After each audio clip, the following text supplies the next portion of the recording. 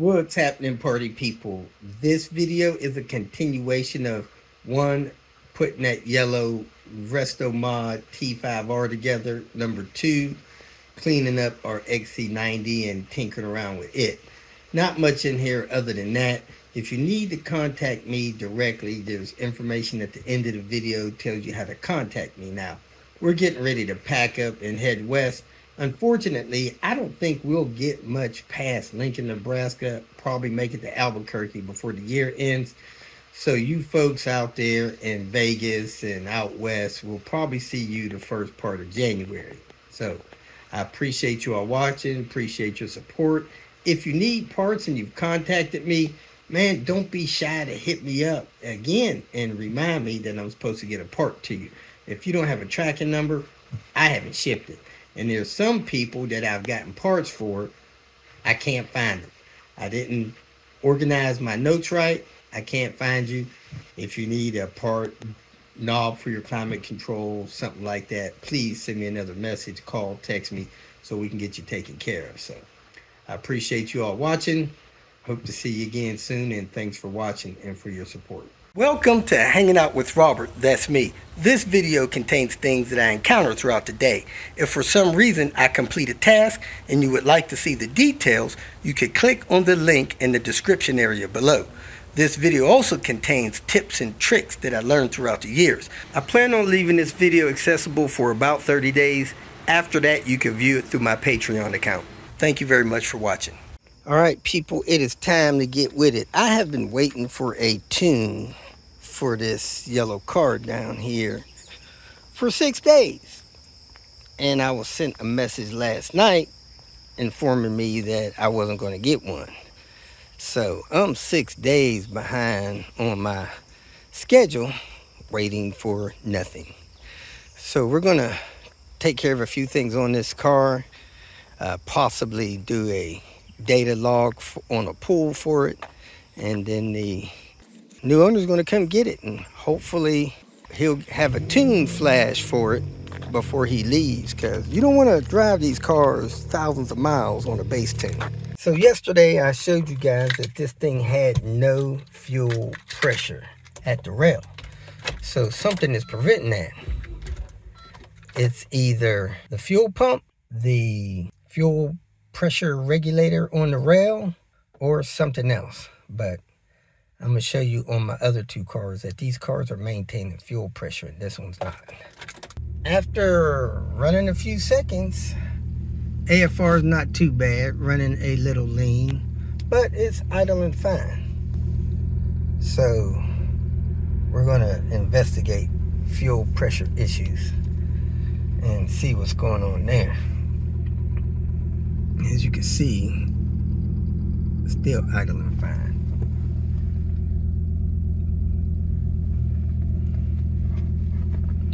I backed it up from down there. I think I'm going to replace the wiper blades on this car because they're not doing a very clean sweep.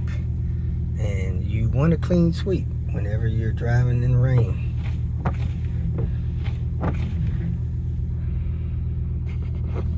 Still idling fine. So this vehicle's been sitting all night, and let's see if we have any fuel pressure. Huh. I can't seem to push in the dang.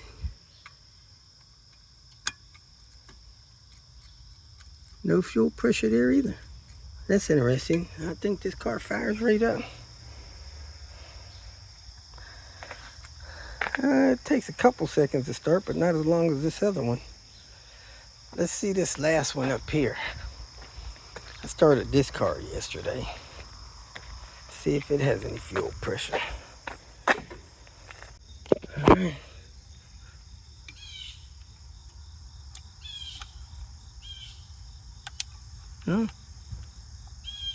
No fuel pressure. So let's say that's not the problem. I guess there's some other issue here. Let me check the coolant temp sensor measurement. See if that's the problem. When I put the key in ignition, the idle air control valve hums. So I'm going to hit this fuel pressure thing over here, replace that, see if that helps, and move forward from there.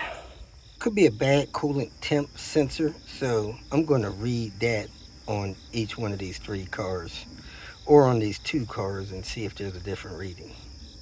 Okay, we got another fuel rail on here. Let's see how that does.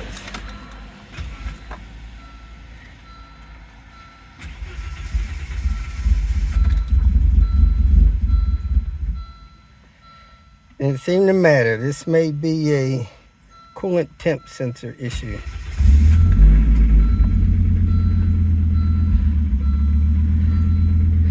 Or idle air control valve issue. But it seemed to start pretty good that time. So let's see if it keeps us idle and does well. In the meantime, I'm gonna put some more of this stuff together in here.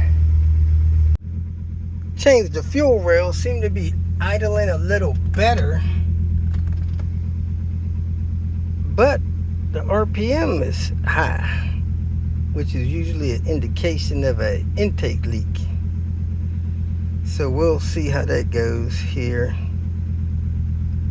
and see if it starts revving and dying like it was before. I'm gonna let it idle for about 5 minutes.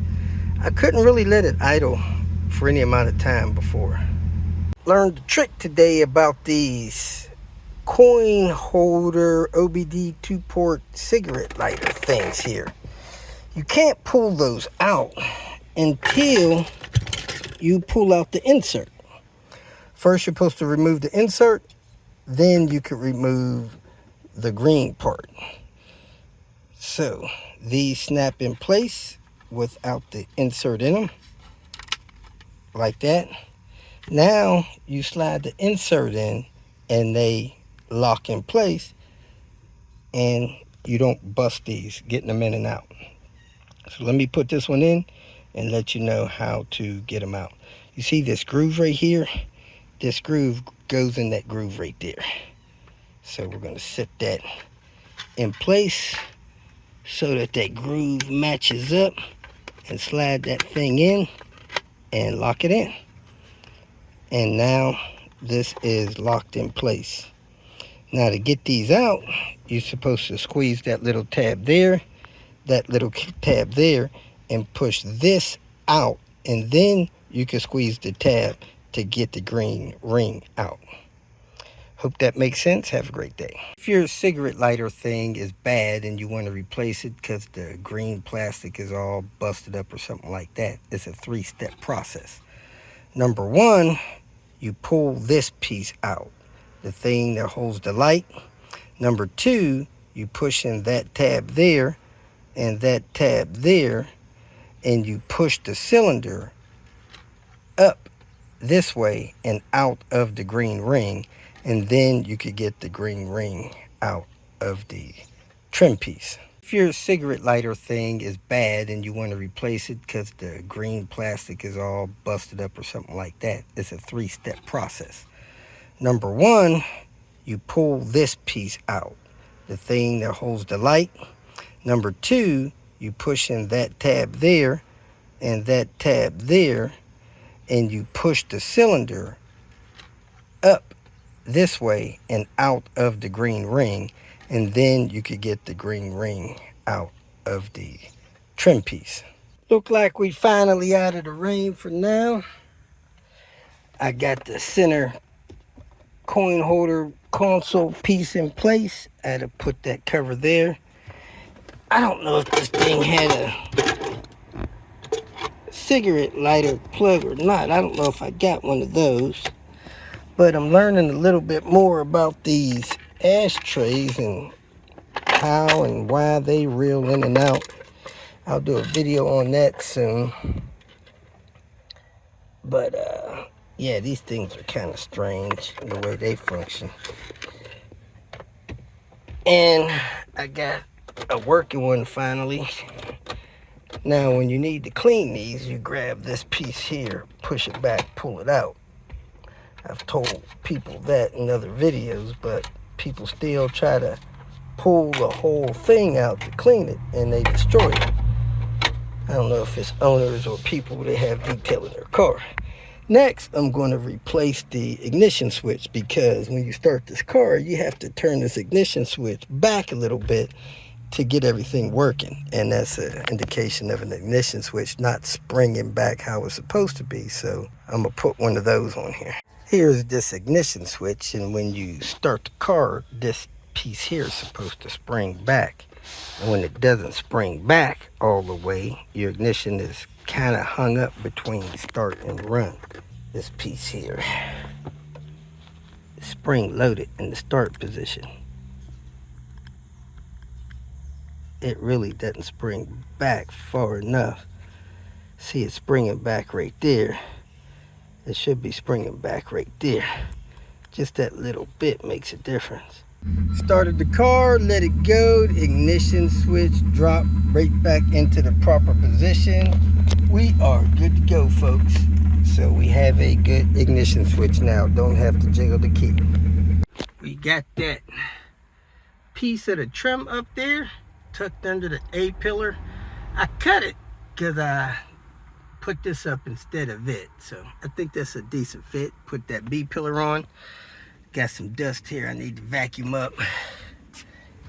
Next up, I'm gonna switch these tires around. For some reason, this one went flat today. It was fine when I started this morning, but it's flat now.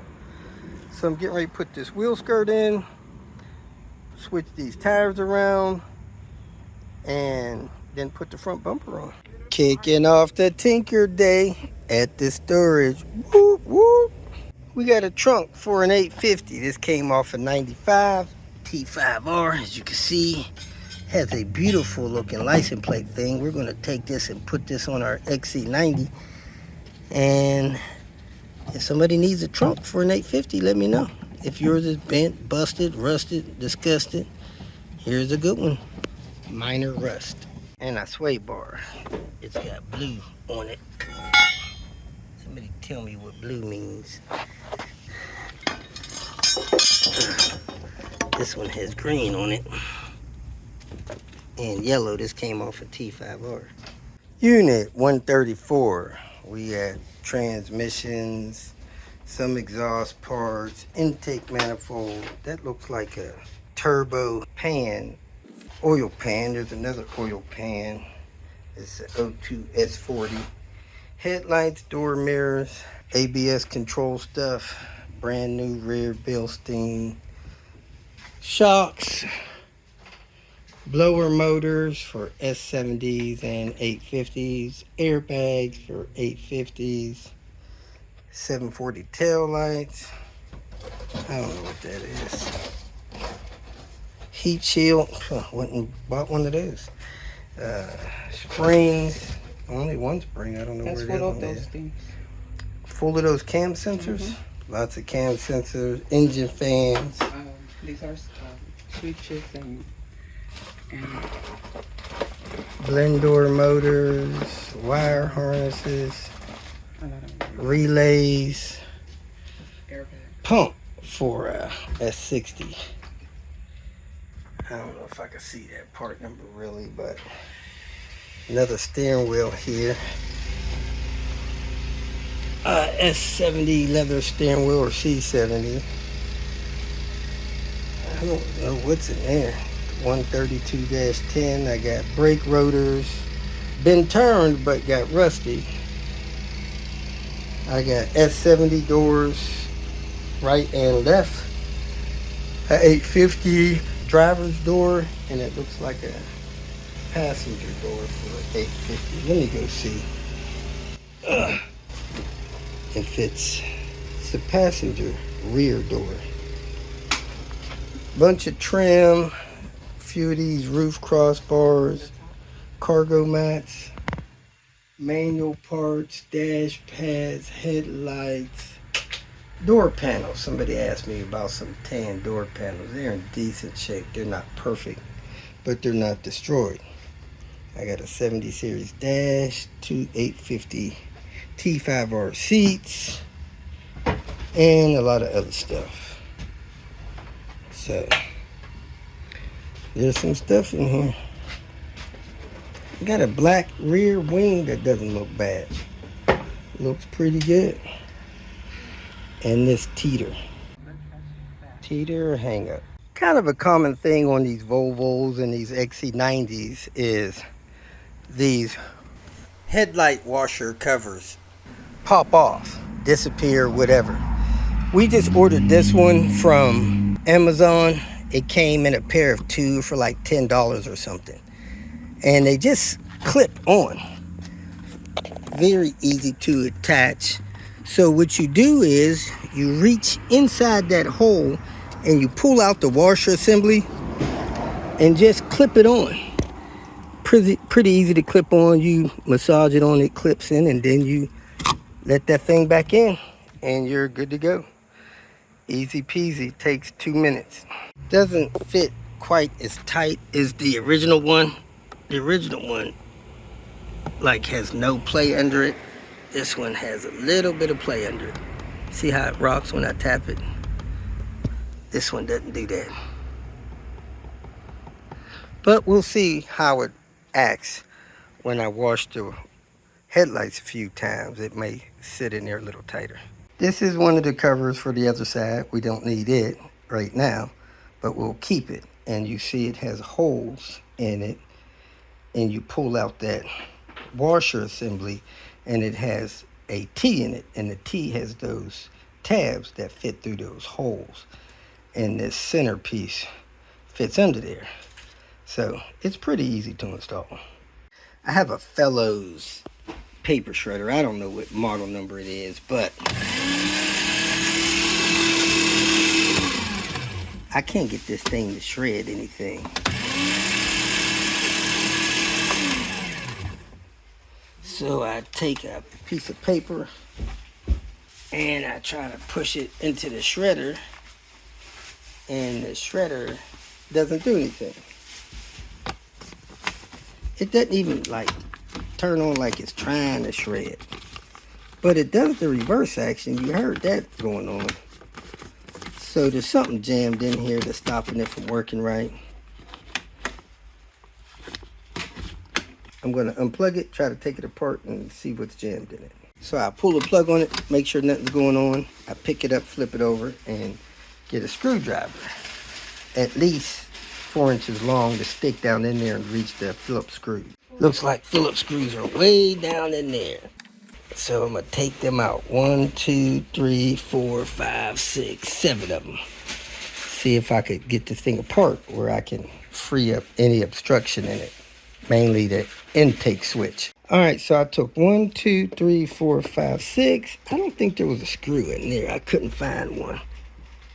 Yeah, there's one down there, but it's deeper than the screwdriver I have. I have a deeper screwdriver, but it doesn't reach down there. So I'm not sure if that's a screw that needs to come out or not. Let me try to separate this and see if I could get it apart. Or if I'm going to have to find a super long screwdriver to get down there. A thin one. Yeah, I think I'm going to have to do that. Get a real thin one to get down there. Yeah, the one on the left is like 4 inches. The one on the right, 6 inches. It did get that last screw. And now I could lift the top of this thing off of here. But it has wires attached. So be careful. I could see the stuff that's jammed up here, and I think this is the switch that's not being pushed down. When this switch is not being pushed down, this doesn't activate. So I'm going to dig this clump of paper out of here, and that should fix it.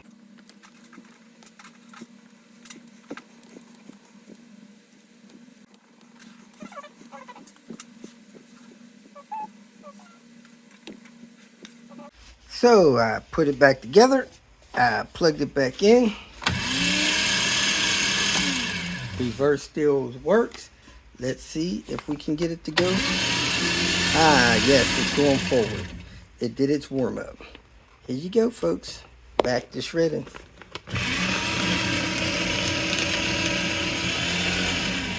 Woohoo! It's fixed. Took about 10 minutes. Okay, let's see how hard it is to get this car started. Yesterday we changed the fuel rail. Fuel pressure regulator setup. Man, it's muggy in here.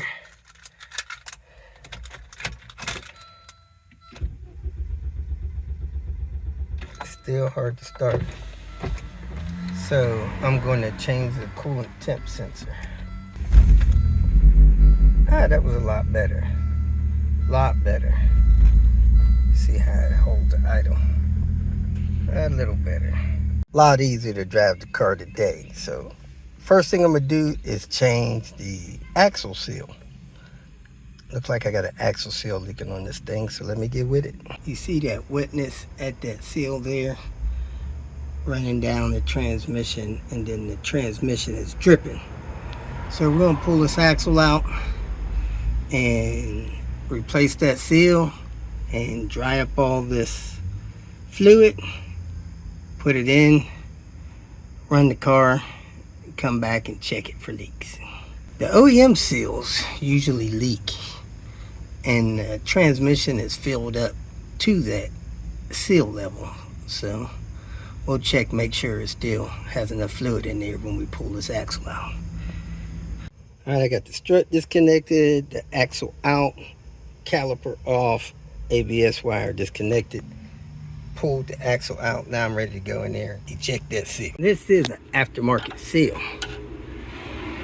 and not sure what brand it is, but they come out pretty easy. Just try not to scratch the surface of the seal area there. Now you can look in there, see if your fluid level is still there, and it is. So let me go grab the seal that I have and drive it in. But I am gonna clean this surface as best I can with a rag. I'm not sure if I'm gonna hit it with an emery or not. So this is the seal I have. I got it from a local automotive place called Koi. BCA seal. They do bearings and stuff like that. Has a warranty. Like I said, sometimes the OEM one still leaks, so I don't know if it's any more beneficial to use a OEM one. They're about the same price. So this is the seal that came out of there, and that's the size, 40 by 60 by 10. Not sure what brand that is. Let's see what this one looks like. See if it looks like the same seal. I don't think so. I think this one was a gray color. I like the way this one looks. If you see this, this is this flat and smooth. This looks like an OEM seal. I'm not trying to say it's an OEM seal, but the OEM seal has those notches on there. And there's the measurement, 40 by 60 by 10. Now I'm gonna wipe this surface out with my clean rag. And then I'm going to run my finger around there and make sure it feels clean. Now you very seldom have leakage around the outside of the seal. It's normally the part of the seal that's running along the axle. Oops, I touched the axle to wipe it off. It fell back, but it's okay.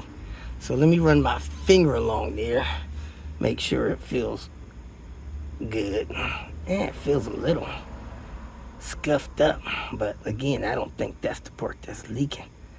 I think the part that's leaking is the center part. So I'm gonna get a tool to drive this in. That's the one that was in there. This is the one that's going in there, and hopefully it will have a tight fit. So I'm gonna get something to drive this seal in here evenly. You don't want to get them cocked. It's even right now, and I'm able to push it in with my thumb. Not sure if that's good or bad. Ugh.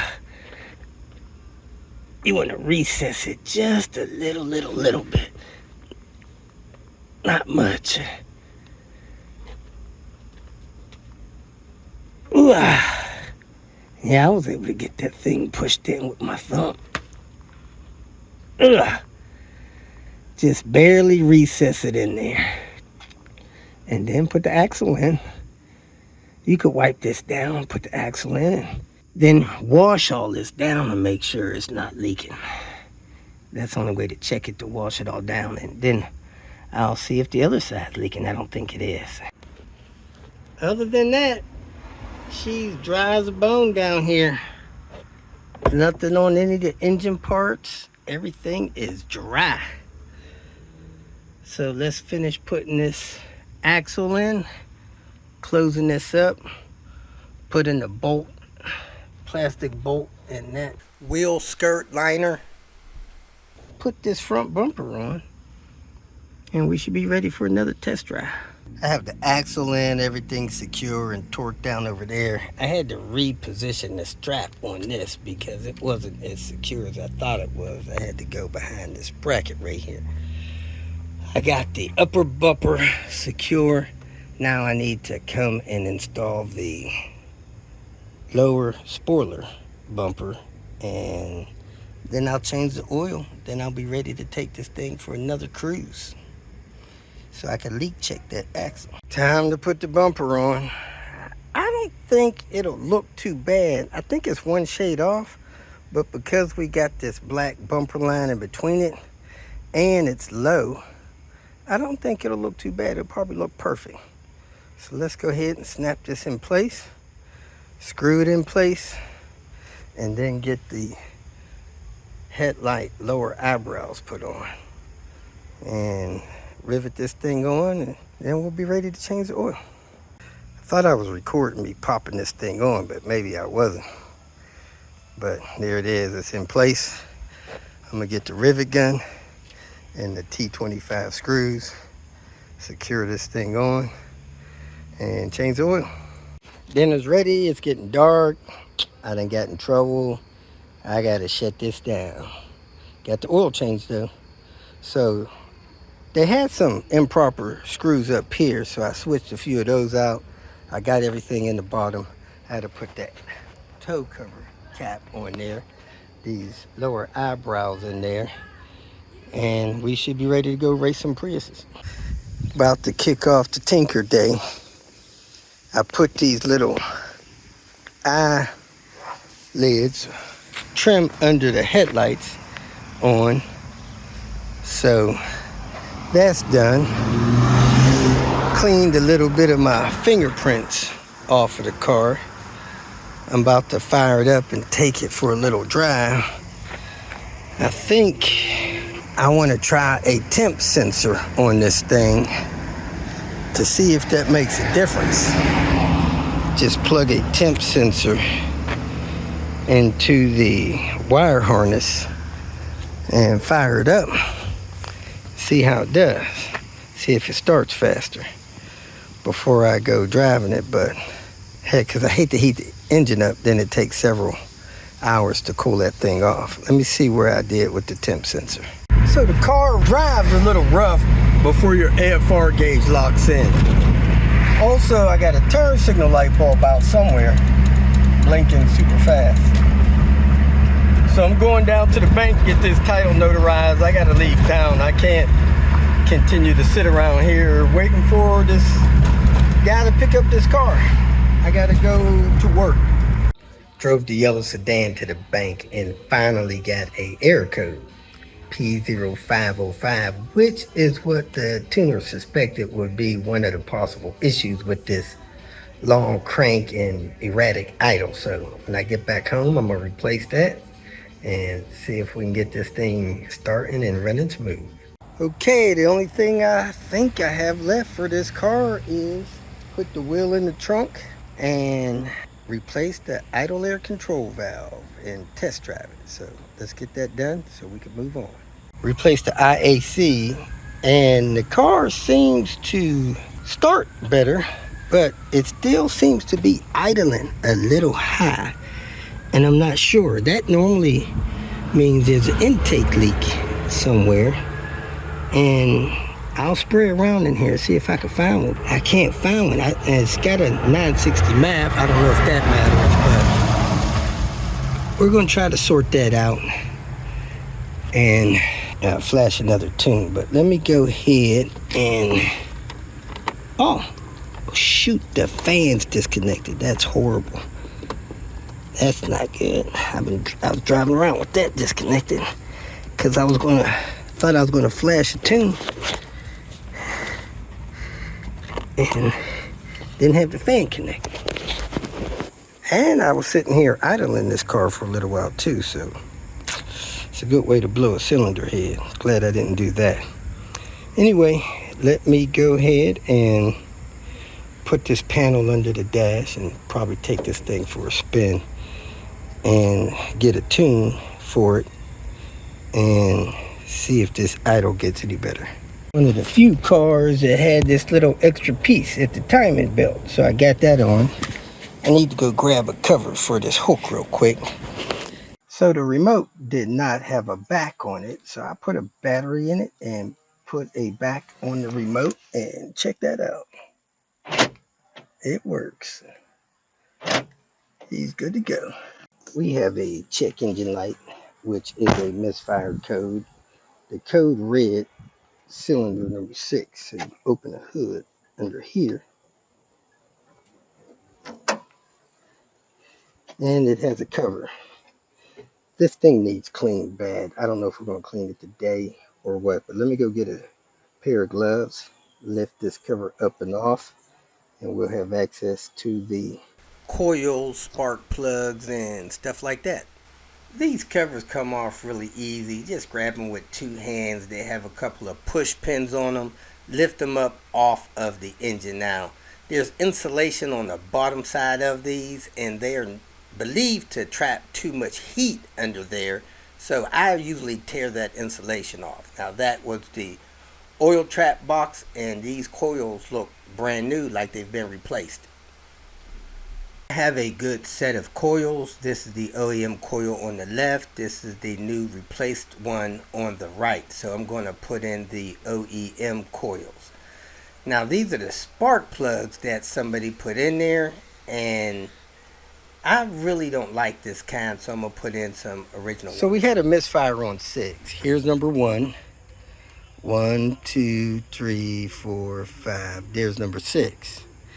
And number 1, they use inexpensive coils. Coils from Volvo, probably $125 a pop. From some places, you could probably find them $35 a piece. These things don't even have markings on them. I do not recommend using any electronic part that the people are not proud enough of them that they won't even put their name on them. So I put a set of Denso coils in here. I believe that's what Volvo put in here when they were new. And it has a set of Denso plugs. The guy put good iridium plugs in there. I'm not sure if that's the best call for these, but they're good plugs.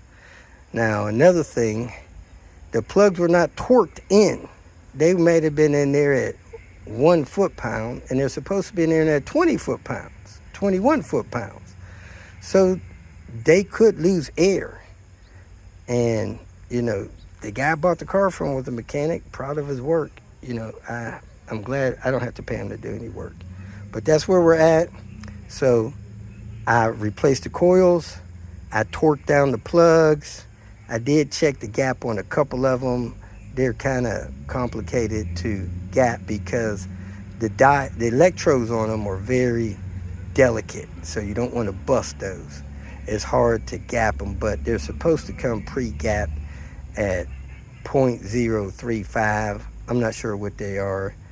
Some places say they should be gapped at 0.04, and I've seen people write where they should be 0.03, but they're about 0.035, and I'm going to leave the gap alone. I don't want to break them, but I think the important thing is the coils and the torque on them. So we're going to fire the truck up, clear the codes, take it for a little ride, see if it's getting better gas mileage, and go from there. All right, we're going to scan this thing. So let's see what the codes are. 7 codes. Let me switch hands.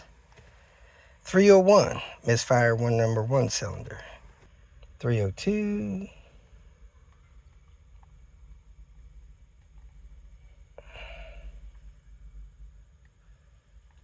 So I don't know if that's all the codes it had or what's going on here. Let's scan it one more time. 7 codes. Read the codes. 301, 302. That's all I got. Let me clear them. Or it can only read those 2 codes. Codes cleared. Scan again. See if it says there's codes. No codes. So we should be good to go. Let's go ahead and start it. See how it starts and if it pops another check engine light. Feels a lot smoother.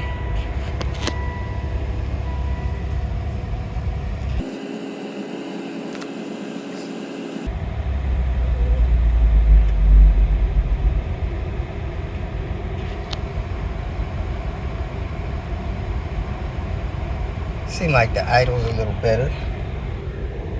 Let's check the idle. 735 RPMs. Let's take it for a ride around the block, see if it pops a check engine light. Before, that misfire was coming right back on. It was no ands, ifs, or buts about it. It was a hard miss. And I think it gave a misfire on 6. The scan I read said it was a miss on 1 and 2. No codes. No pending codes. All right, let's give it a run around the block and then scan it again.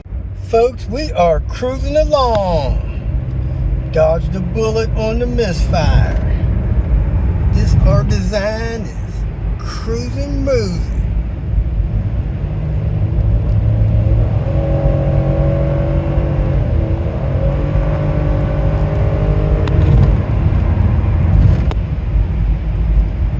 Want to go ahead and give it a little bit of stress just to make sure with the high RPM getting it like Willy Gilly.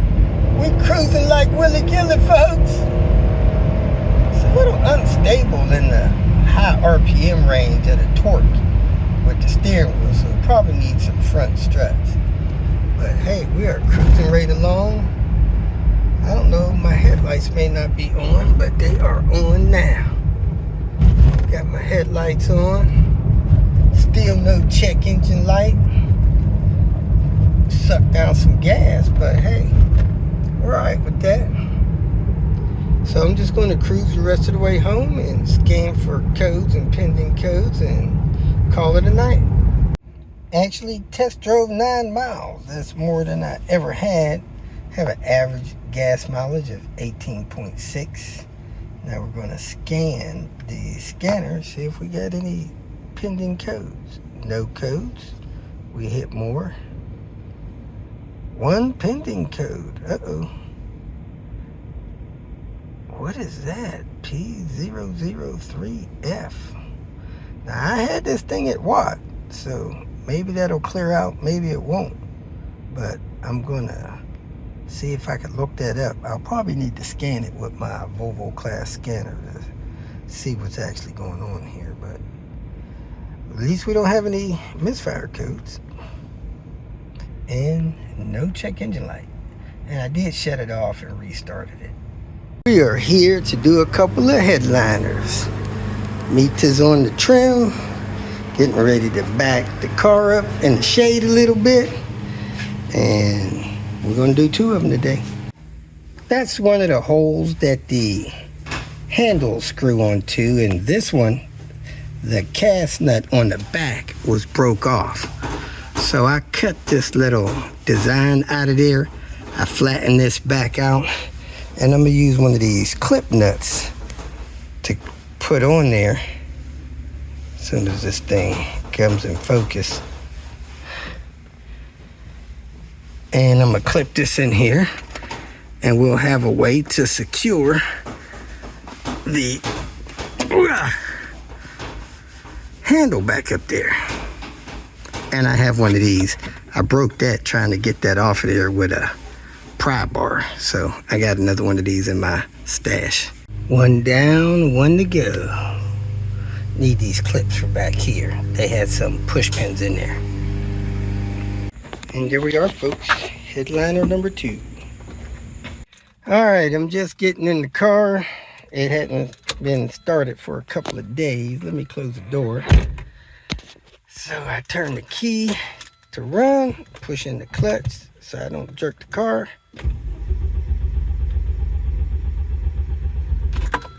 Doesn't start first try. Starting to stumble now, second try. Uh-oh. Acted like the battery was low on the third try. So third try, it fired right up. The wide band is heating up.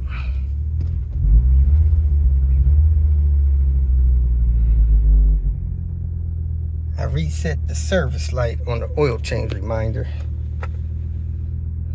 I just think it would be better to have a tune on it, so let me take care of a couple things and see if I could do a pull on it. Running a little lean right now at 15.2 average, and when it warms up a little bit it goes right to 14.6, which is perfect. Okay, I let the car warm up, took it around the block, and here it is. Hot start.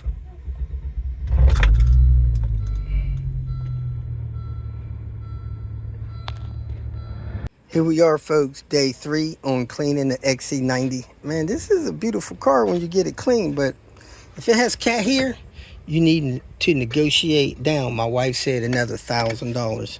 We should have took $1,000 off the price for all the cat hairs.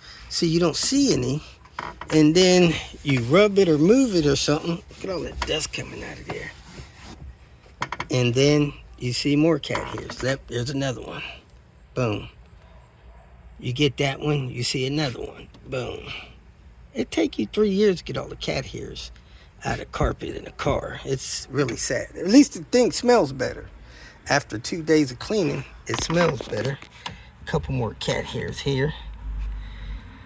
And it's just a shame, you know. People, I don't know how the cat hair got in here. Or they're small, straight hairs. Most of them, but they seem like cat hairs, like they came off of somebody's clothes or off a pad or something. It's never ending, and the vacuum cleaner doesn't pull them out of the carpet. I don't know if you can see that or not. Yep, there it is. This is like, it's torture, and my wife doesn't do well with foreign dirt. She wants it all out. So we're gonna let her take a lunch break, and I'm gonna work on these hairs, try to get these hairs out of this vehicle. You see them sticking out of the carpet there and all over the place. She said I shouldn't have let her buy it when I seen cat hair in it, but let's continue. To most people, this would be a clean floor for a vehicle that's 11 years old and has 225,000 miles on it. But to my wife, this is not clean enough, because if you look close, you will see there's a cat hair there, a cat hair coming out of the carpet there, and if you rub the carpet, you can agitate more cat hair to come up, and this cat hair needs to be removed. Looks like another one there. So we need to get this carpet cleaner, because it is not totally clean, and we need to get this cat hair out of it. So let's keep working on it. There you go. Hair there, cat hair there, cat hair there. And we'll agitate the carpet, get some more to come up, and get it all up. And then we'll probably clean the carpet with carpet cleaner, because it looks like it may have some dirt in the carpet that can be cleaned up. We found this piece of trim in the floor of our XC90. Wasn't sure where it goes, but I figured out that it goes here.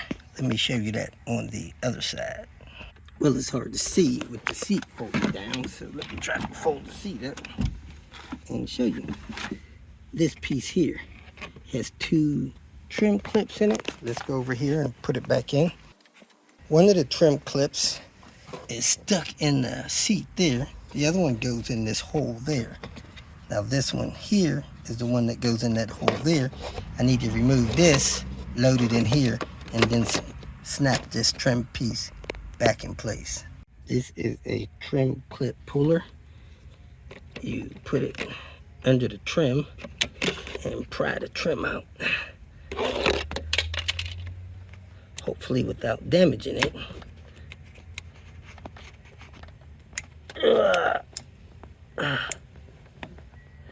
They sell these in a metal form.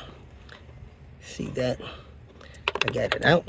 Now I need to place it back in the seat piece the way it's supposed to go, like that. And then I need to snap these 2 things back in place. Just put them up like that. Get that one started, get that one started, and push them in. There you have it. So if you remove these, you can clean down behind there easier. It should just pull out, but you can lift it up and pull it out if you want to try to preserve the clip. But they should just pull out. In case your XC90 is like ours and the seat skin is coming out from under the trim piece here with the recliner or lay down release, you want to find a trim tool like this and use that to work the leather or vinyl back into the area that it's supposed to be in. You don't want to use nothing that would tear the leather or vinyl, and just massage it back in there nice and gently, and you should be good to go.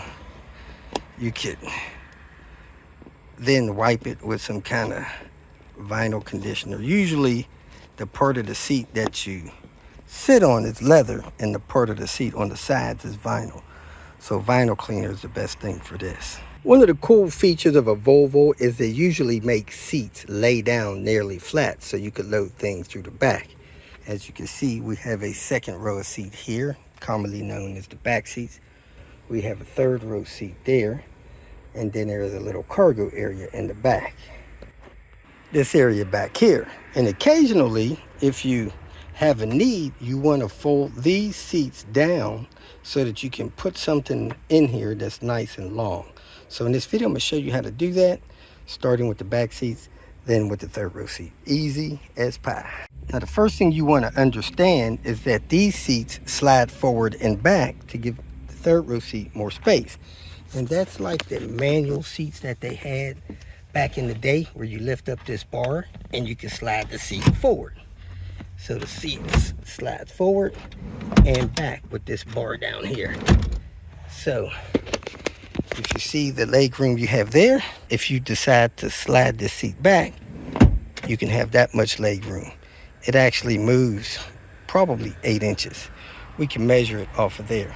At any rate, I want to show you how to lower all 3 of these seats and give access to the 3rd row seat, or lay it down flat so that you can lay some cargo down in here. If you just want to move the seat forward so someone can get into the back 3rd row seat, you grab this handle, you lift it up, you push it forward and slide the seat forward. Now you see you have room to get into the back seat area. And once someone gets into the back seat area, you pull the seat back, you grab this handle, you lift it up, and you slide the seat back. And then once the seat gets back into its proper position, you let that knob go and the seat is back.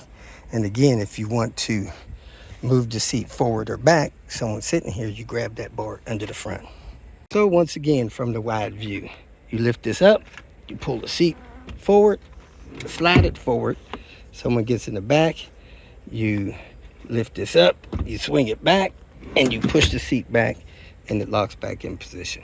Now, if you want to lay this seat down for cargo purposes or some other purpose, you lift this up, you fold the seat forward, then you pull this to drop the headrest, then you pull this to lower the seat. And now the seat is lowered down. I had to pull it back a little bit to get it to lower all the way down. Now you see this seat is in a flat position. You can grab this bar down here and move it forward or back if you want more room. So you grab this bar here and you can slide that seat forward or back with that bar.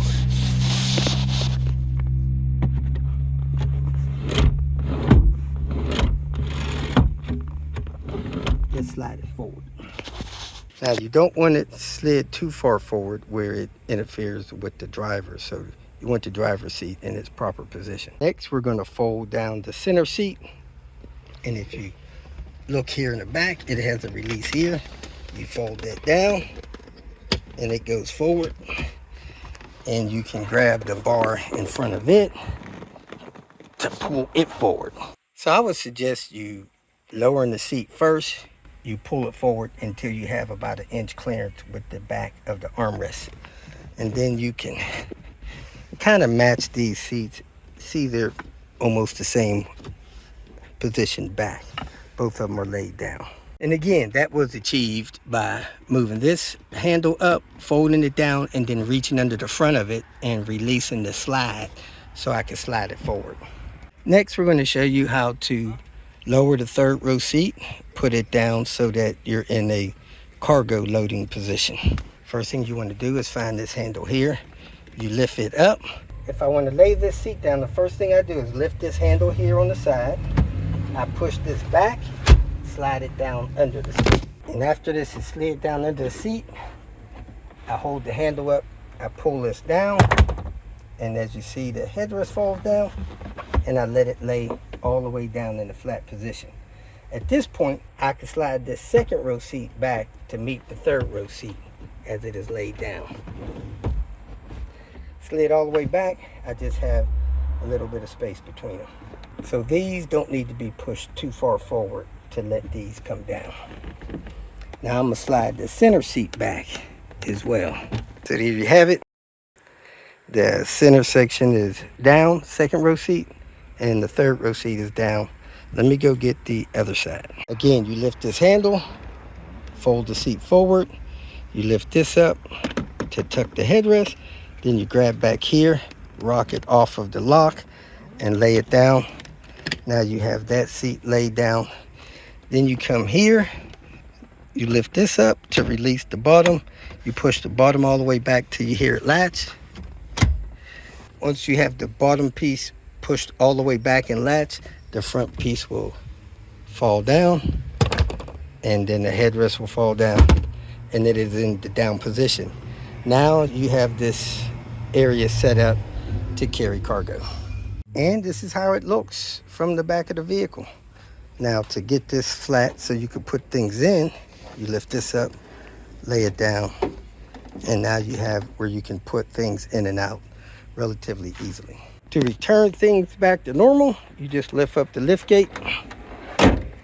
It'll latch into place. You come to either side of the vehicle. You lift up this seat until you hear it latch. Then you pull this seat forward until it latches, and it is back in a good, safe position. Go to the other side, do the same.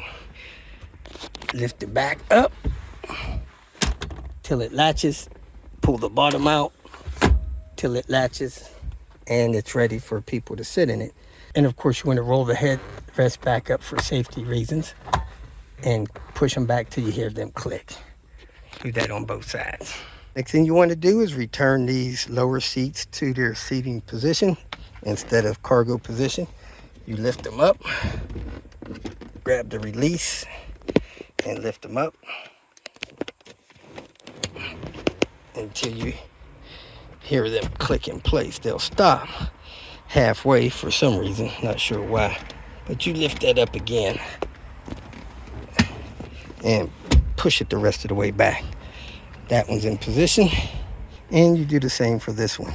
You can lift up with this handle or this handle, lift it up, go the rest of the way up, lock the headrest back in place, and the seat's ready to be used. Come on the other side, lift the handle up, lift the seat up. That way you don't have to use the back latch if you use the side handle, and then lock the headrest back in place. And you're good to go. Now, if for some reason you're sitting in the third row seat and someone has gotten out of the second row seat and you want to get out of the vehicle, you just simply pick this up, fold it down,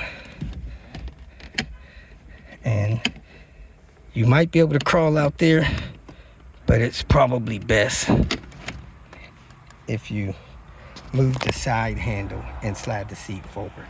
So if the seat is tilted partial way down, you can lift up this handle and slide the seat forward out of your way.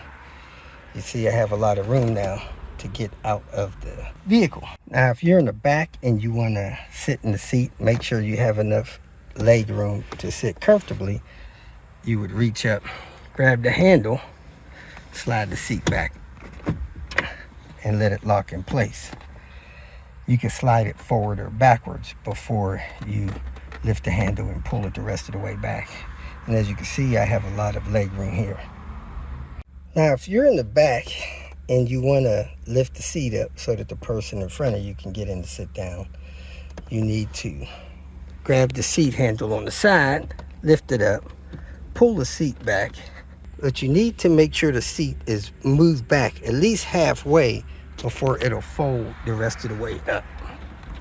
Then you can let it fold the rest of the way up and probably have enough leg room. If not, you can have them move the seat up from the bar on the front.